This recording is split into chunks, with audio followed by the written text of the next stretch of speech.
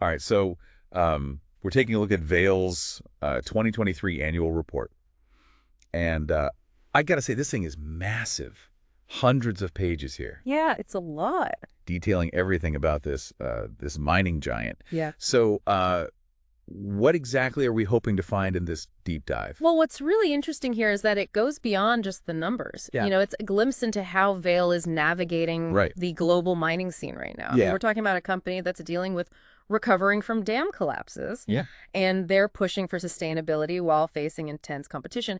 And of course, they got to keep their shareholders happy too. Right, right. There's a lot to consider there. So let's break it down. Okay. First things first. How does Vale actually make money? What are their core business segments? Vale's operations are pretty diverse, but their main strengths are in three key areas: iron ore solutions, Okay. energy transition metals, and base metals. Let's start with iron ore solutions. That's their bread and butter. Iron ore solutions. So I'm guessing we're talking about the raw material for steel production. Exactly. Vale is a major player in mining and processing iron ore, which, as you know, is essential for the global steel industry. Their operations are spread across different regions in Brazil, like Serra Norte, Serra Sul, and Serra Leste, and each of these regions has its own unique mines and processing facilities.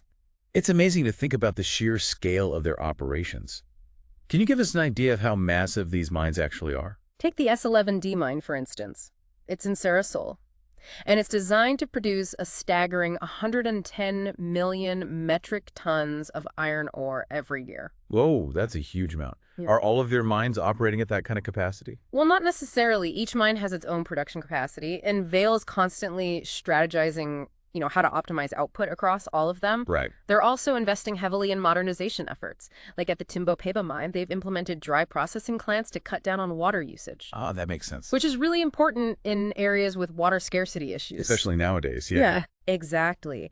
And their Serra Sul operations are designed with sustainability in mind from the very beginning to minimize any environmental impact. Seems like they're trying to balance maximizing production with minimizing their environmental footprint. Absolutely. But of course, it's not always easy.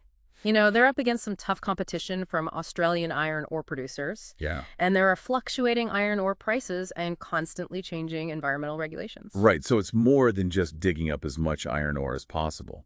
There are so many economic and environmental factors to consider. For sure.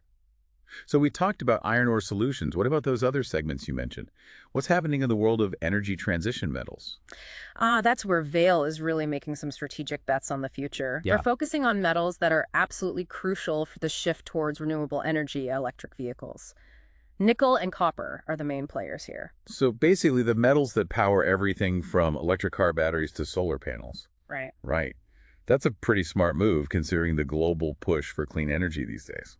Exactly. Vale's nickel operations are primarily in Canada, specifically in Sudbury, Voisey's Bay, and Long Harbour. They also have a stake in Indonesia through PT Vale Indonesia. Go. Their strategy is all about producing high-purity nickel, which is what's used in EV batteries. So not just any nickel, the high-grade stuff that's in such high demand. It sounds like they're positioning themselves as a leading supplier in a rapidly growing market. Right. Are there any challenges they're facing in this segment, though? Well, there are definitely some hurdles. They're facing some pretty stiff competition, especially from those producing nickel pig iron, which is a lower grade product. And another challenge is securing a steady supply of nickel laterite ore. That's the raw material for high purity nickel. It seems like each segment comes with its own set of obstacles. What about copper? How does that fit into their energy transition metal strategy? Copper is equally important for electrification, as you know. Vale is producing copper concentrates at their Sossego and Salobo mines in Brazil. They're also extracting copper as a byproduct of their nickel operations in Sudbury and Voisey's Bay in Canada. So they're really diversifying their copper sources. Interesting. What's their approach to production and expansion? They're aggressively expanding production at the Salobo mine with the Salobo III project. And they're actively looking for partners for new ventures, like the Huyu project in Indonesia. Sounds like they're going all in on copper. Yeah. But are there any potential roadblocks they should be watching out for? Well, as with any mining operations, securing access to new resources and managing the environmental impact are ongoing challenges. Right. They have to balance growth with sustainability. especially these days when stakeholders are really pushing for environmental responsibility. Yeah, for sure.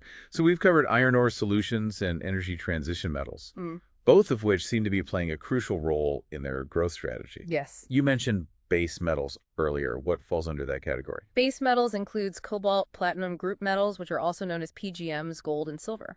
These are mostly sourced as byproducts of their nickel mining operations in Sudbury. Interesting. So they're basically getting the most out of their existing operations by extracting multiple valuable metals. It's very efficient. Now, with all these different business segments, how did Vale actually perform financially in 2023? Let's dive into the numbers and take a closer look at their financial performance. Perfect. Let's see how these operations translate into dollars and cents. So in 2023, Vale brought in total revenues of US $41.3 billion. Okay, that's a significant amount. But of course, revenue is just one piece of the puzzle. What about their profitability? What was their bottom line? Yeah, so their net income for 2023 was US $13.5 billion, Okay. which is still a hefty sum, but it actually represents a 55.8% drop compared to 2022. Wow, that's a pretty steep decline. Yeah. What were the main reasons behind that drop in profitability? Well, the report points to a few key factors. Hmm. The first one is that iron ore prices softened in 2023. Right. They averaged US $100 per ton, which is down from US $133 per ton the year before. Right, so a lower price for their core product would definitely impact their earnings. Were there any other factors contributing to that? Oh, absolutely. The cost side of things also took a hit. Freight, energy, and material costs all went up significantly, Ah, I see. and that squeezed their margins. On top of that, they had some impairment charges related to their coal business and some nickel and copper assets. So it was kind of a perfect storm, a combination of lower iron ore prices, those rising input costs, and then the impairment charges, all leading to a lower net income. It really highlights the volatility of the mining industry, huh? Yeah, definitely. But, even with those challenges, a net income of US $13.5 billion is still pretty impressive. Oh, for sure. And it's important to remember that there's more to the story than just net income. Vale has strong cash flow generation, Right. which is a crucial sign of financial health. They generated a massive US $13.2 billion in cash flow from operations in 2023. Strong cash flow is always a good sign. It gives a company more flexibility and resilience. So how are they using that cash? What are they doing to create value for their shareholders? Well, Vale is definitely committed to rewarding their shareholders, and you can see that in their actions. They distributed a total of US $9.5 billion in dividends in 2023. Wow, that's a huge payout. It sounds like they're really prioritizing returning value to their investors. Did they do anything else to enhance shareholder value? They did. They also bought back some of their own shares. Oh, They repurchased US $1.8 billion worth of shares, which reduces the number of outstanding shares. right. And that can boost earnings per share, potentially even drive up the stock price. So they're using a combination of generous dividends and those strategic share buybacks. It's a clear signal that they have confidence in their long-term prospects, and they want to reward investors who share that confidence. But let's dig a bit deeper into their financials. What can we see from their balance sheet? Okay, so as of December 31st, 2023, their balance sheet shows a total debt of US $10.2 billion. All right, that sounds like a lot at first glance. But I guess the important thing is to look at their debt-to-equity ratio. That gives us a better idea of their financial risk, right? Exactly. A high debt-to-equity ratio could mean they're over-leveraged and more vulnerable, but Vale's ratio is actually quite healthy. Okay, so what does their ratio look like? It's sitting at 0.31, which is pretty low, especially for a company in the mining industry, which tends to be very capital intensive. This suggests that they're managing their debt well, Right. and they're not relying too heavily on borrowing to fund their operations. So a healthy balance sheet with manageable debt levels, that's reassuring. What about their free cash flow? How much cash did they generate after taking care of all those capital expenditures? They had a very impressive free cash flow in 2023, US $4.7 billion, Wow. which really shows their ability to generate significant cash even after investing in their business. This strong free cash flow gives them the flexibility to fund future growth initiatives, keep those shareholders happy, and Right. even potentially pay down some of that debt. It sounds like they have a pretty solid financial foundation. Strong cash flow, a healthy balance sheet, and that commitment to shareholder value. Those are all positive signs. But how do they plan to maintain this momentum moving forward? What's their outlook for the future? That's the million-dollar question, isn't it? We need to assess Vale's prospects, taking into account both the opportunities and the challenges that lie ahead in the ever-changing mining world. All right, so let's put on our analyst hats here and try to figure out Vail's path forward. What are some of the positive indicators that give you optimism about their future? We already talked about their strong cash flow, but what else points to a bright future for Vail? Well, their commitment to decarbonization is definitely a major positive. In today's world, sustainability is a huge focus, and Vail's proactive approach to reducing their environmental impact is a smart move, both ethically and strategically. They've set a goal of net zero emissions by 2050. Net zero by 2050. That's ambitious. What are they actually doing to achieve that? They're making significant investments in renewable energy sources. Their aim is to power all of their operations in Brazil with 100% renewable energy by 2025 and globally by 2030. That's a quick transition. Wow, yeah, that's a really aggressive timeline. It sounds like they're serious about this. They're not just talking about sustainability. They're actually taking action.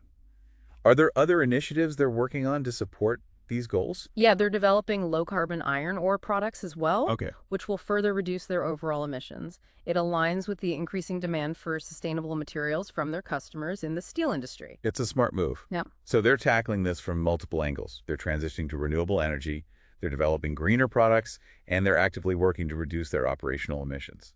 It's a pretty comprehensive strategy. It is. And we can't forget about their strategic focus on those key metals for the energy transition, nickel and copper. Right. Those are essential for electric vehicle batteries and renewable energy technologies. And that focus positions them really well for future growth. I mean, they're aligning themselves with the major trends shaping the global economy. Yeah, they're anticipating the market's future needs and getting ready to be a leading supplier of these critical metals. But let's be realistic. No business is without risks. What are some of the potential challenges Vail might encounter moving forward? Well, geopolitical uncertainty is always a factor for global companies like Vail. Things like political instability, trade wars, even conflicts in the regions where they operate could disrupt their supply chains or affect demand for their products. They need to be flexible and adapt to these kinds of global events. Right. It's a good reminder that they're operating in a really complex and interconnected world where events outside of their control can impact their business. Yeah. What other risks should they be prepared for? The volatility of commodity prices is another risk factor. We saw how the drop in iron ore prices affected their profitability this past year. Yeah, for sure. They'll need to have strategies in place to deal with those price fluctuations and stay profitable even when the market isn't so favorable. It's a tough balancing act. What about the environmental and social challenges they faced? Are those still a concern moving forward? Absolutely. Managing their environmental impact, preventing any future incidents like the Brumadinho Dam collapse, and keeping those positive relationships with the communities where they operate, those will require ongoing attention and investment. It's a lot to juggle. Pursuing growth while also making sure they're sustainable and socially responsible. So it sounds like Vail has a lot on their plate. But with their strong financials, their strategic initiatives, and their commitment to sustainability, it seems like they're moving in the right direction. I agree. They're making progress on multiple fronts, and even with the challenges, their performance in 2023 shows they're resilient and adaptable.